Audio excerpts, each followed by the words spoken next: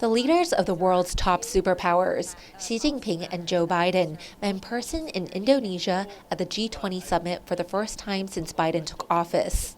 TVBS commentator Wenchi Yu spoke with Brendan Carr, Commissioner of the Federal Communications Commissions of the United States, on information censorship, semiconductor chips, and all things related to information and communications technology with the U.S., China, and Taiwan. Welcome, Commissioner Carr. Oh, it's wonderful to be with you. Thank you so much. Had a wonderful recent visit to Taiwan and look forward to discussing the very key and valuable relationship between the United States and Taiwan. Yeah, you mentioned you were just in Taiwan, and you were the very first FCC commissioner to ever visit the country. Tell us why you went, your findings, and perhaps explain to our audience what your role is at FCC.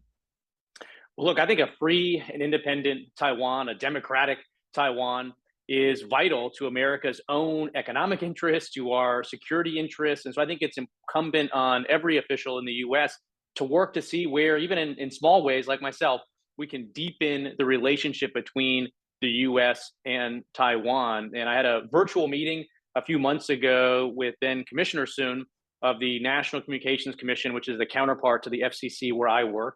And then she and others invited me to follow that up with an in-person visit. And as you mentioned, I was the first FCC commissioner to do that.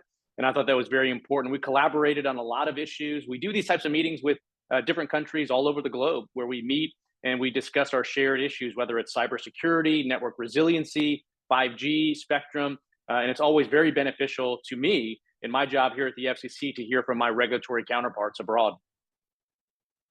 So thank you for setting the precedent. You recently spoke about banning the popular app TikTok. Why should the government focus on banning TikTok, especially when it has been downloaded more than 200 million times in America? Is it even feasible?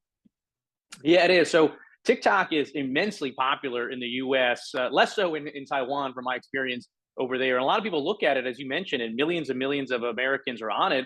And they think, well, it's just a fun platform for sharing videos or dance memes. But the reality is it functions as a very sophisticated surveillance operation.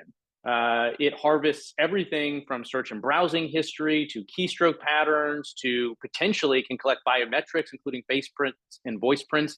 And for years, TikTok officials told regulators like me in the US that the data is simply stored outside of China. In some cases, they said it's not even accessible by Beijing. And there was a blockbuster report that came out a couple months ago that showed no, in fact, based on internal communications, everything is seen inside Beijing. And that's a problem, whether it's for foreign influence, espionage. There's been new reports about people in Beijing using the application to track the specific locations of US users. So there's a lot to be worried here from a national security perspective. And I do think the US government, through our Treasury Department, which looks at this type of stuff, should step in. And I just don't see a path forward right now for something short of a ban, given a lot of the misleading statements that TikTok has been making about data flows. Well, some in the private sector, especially, sort of after the most recent export control policy coming out of the Commerce, some have argued and questioned whether this kind of approach can really be effective. Or would it actually compel China to double down, investing in its own technological advantages and be less reliant and more independent in the future? What do you think about that approach? Or, should the U.S. be more focused on investing in domestic capabilities like what the CHIPS Act intends to do, as you alluded to? How do we balance the two approaches?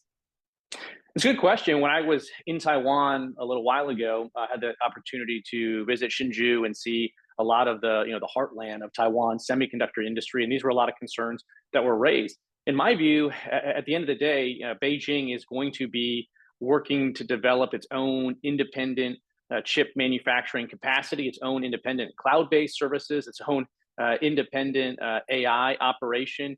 And so I think to the extent that we can, cut off some of the flows of chips and others to Beijing, I think it's a good thing, because at the end of the day, Beijing is already working to stand up its own parallel system here. And I'm not sure why we should be aiding them and accelerating that transition. But to your point, we also need to be diversifying and investing. Right now, 90% of the world's advanced semiconductors are produced right there in Taiwan. And I think that's a good thing. I think the work that Taiwan's doing right now is irreplaceable in terms of the ICT supply sector. There's some diversification going on. TSMC is opening up increasingly advanced operations actually in Phoenix and Arizona in the US. And I view that all, though, as complementary to the job that's taking place right there on the island. Carr said that Beijing has been engaged pretty deeply in an effort to infiltrate a lot of the standard-setting bodies across the globe.